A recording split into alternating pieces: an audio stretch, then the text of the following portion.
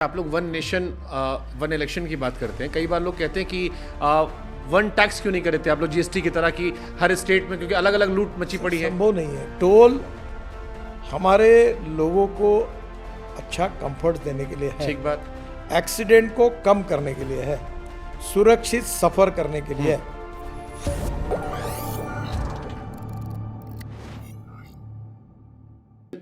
One election की बात करते हैं। कई बार लोग कहते हैं कि वन टैक्स क्यों नहीं कर रहे थे आप लोग जीएसटी की तरह की हर स्टेट में, क्योंकि अलग अलग लूट मची पड़ी है। संभव नहीं है। एक आदमी ऐसा रहता है कि वो साल भर घूमता है और एक आदमी अपने घर में गाड़ी खड़ी करता है जो 10-12 किलोमीटर घूमता है, तो उसको इतना चार्ज कैसे लगाएंगे?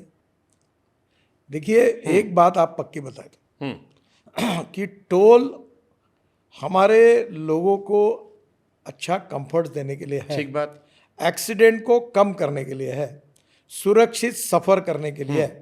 मुझे बताओ, बद्रीनाथ, केदारनाथ, गंगोत्री, यमुनोत्री, इस समय मैंने 70-80% काम किया। आपको पता है कि इस बार ट्रैफिक यानी पर्यटन वाले, तीर्थाटन वाली संख्या 3 गुना हो गई। हम भी जाते हैं और उत्तराखंड की सरकार ने उसको रोका, परमिट जैसा शुरू किया। क्यों? लोग ज़्यादा हो गए। फायदा किसको हुआ? पर्यटन और तीर्थाटन ऐसा है कि उस क्षेत्र में जो कैपिटल इन्वेस्टमेंट आती है 49% रोजगार निर्माण करती है। अब हमारे रोड के कारण उत्तराखंड में ये पूरे रोजगार जो निर्माण हुआ वो रोड के कारण हुआ। पूरे वर्ल्ड के लोग आ रहे हैं, बद्रीनाथ, केदारनाथ, गंगोत्री, यमुनोत्री। अब ओली में हम आइस के ऊपर अच्छे स्पोर्ट्स शुरू करेंगे तो वर्ल्ड के लोग आएंगे। ये कौन सा अपना स्विट्जरलैंड की जगह है डावोस। अरे डावोस से हमारा अच्छा है, पूरे वर्ल्ड के लोग आएंगे तो हवाई जहाज आएंगे, टिकट पर कटेंगे, रेस्टोरेंट चलेंगे, होटल चलेंगे, वेटर्स को काम मिलेगा, शेफ को काम मिलेगा, टैक्सी वालों को काम मिलेगा, इकोनॉमी बढ़ेगी, गवर्नमेंट को जीएसटी मिलेगा। तो देश के प्रोग्रेस और विकास में आखिर ये सब करना है तो हमें करना पड़ेगा। क्वालिटी अगर लेनी है तो टैक्स टोल देना पड़ेगा, ये आपकी बात वैलिड है। अब इसमें क्वेश्चन ये आता है कि सर्विस, पैसा तो टोल का 5 स्टार वाला गया, फिर जो ये घटनाएं आती हैं वो कहते हैं कि सर्विस ढाबे वाली हो गई। सर ये घटना केवल जून एंड के बाद, ये 2-3 महीने की घटना है। इसमें मैं टालता नहीं अपनी जिम्मेदारी। जून के पहले एक भी तकरार नहीं आई थी, एक भी सोशल मीडिया में नहीं आई। अब जो कड़ाई होगी पर वो लगभग नहीं के बराबर। अब क्यों आई? क्योंकि बरसात के दिनों में बाढ़ के कारण ये ज़्यादा हुआ है। अब इस बार हम और कड़ी कार्रवाई करेंगे, कॉन्क्रीटीकरण करेंगे, गड्ढे जो है उसके बारे में जो कॉन्ट्रैक्टर है उनको डिबार करेंगे और कड़ी कार्रवाई करेंगे। ठीक है। एक आपका बयान बड़ा मिसकोट होता है 60 किलोमीटर वाला, कि आपका घर जहां है वहां से 60 किलोमीटर तक आपको टोल नहीं पड़ी, ये कहा जाता है। हालांकि बयान आपने कहा था 2 टोल को लेकर। वो बयान क्या था, एक बार क्लियर कर दीजिए, क्योंकि आधे लोग तो यही कंफ्यूज हैं कि गडकरी जी ने कह दिया कि 60 किलोमीटर तक घर से टोल ले लेगा। पहले ये नियम बना था, उसके बाद क्या हुआ कि हमने कुछ प्राइवेट बीओटी में प्रोजेक्ट निकाला, हाइब्रिड एन्युटी, बीओटी, ईपीसी, अलग अलग मॉडल है।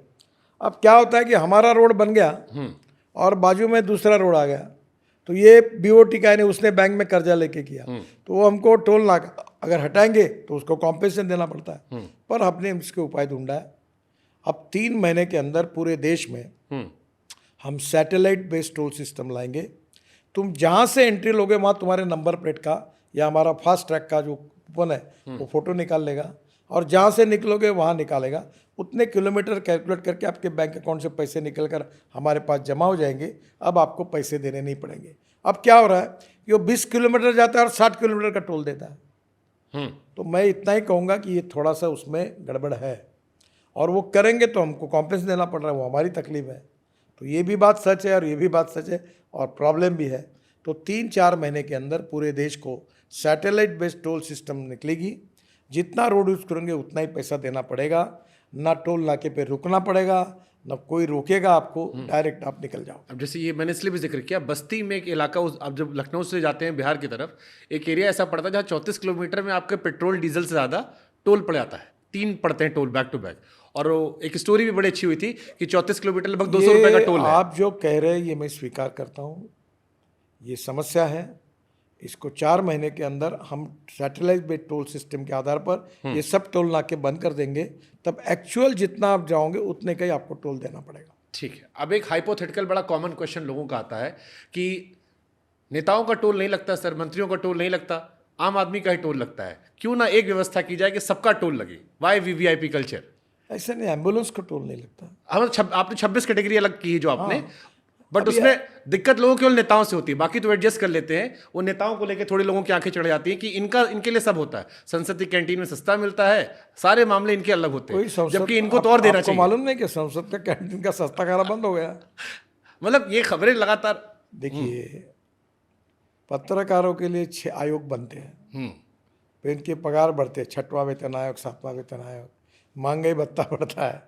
देखो इस देश में नेता लोगों को साइड से तो मिलता है सर, सब राजा बने बैठे हैं। एक बात समझिए, मैं तो राजनीतिक नेताओं के बहुत ही सामान्य व्यवहार होना चाहिए, इस मत कहूँ, हाँ, पर अब कभी हमारे सिक्योरिटी के प्रॉब्लम होते हैं। दूसरी बात, क्या लोकतंत्र में हमारे MP, MLA, minister, they are part and parcel of the government, वो गवर्नमेंट है, तो क्या उनको तो जो बदलते रहते हैं, कोई जन्म लेता है वो जन्म भर एमएलए रहता है, एमपी रहता है, ऐसा नहीं होता। सर पेंशन डबल हर चीज में, तो वही लोग कहते हैं ना, आप लोग जब वोट मांगते हैं तो कहते हैं कि हम आपके सेवक हैं। ये वर्डिंग्स बड़े बड़े नेताओं की, जनता के सेवक है। अरे भाई, टाइगर भी होगा तो उसको खाने के लिए तो कुछ चाहिए कि नहीं? नेता को, मैं अब दूसरी बात कहता हूँ, हाँ, नेता को फैसिलिटी ज़्यादा देनी चाहिए, पर उसके करप्शन को बिल्कुल टॉलरेट नहीं करना चाहिए।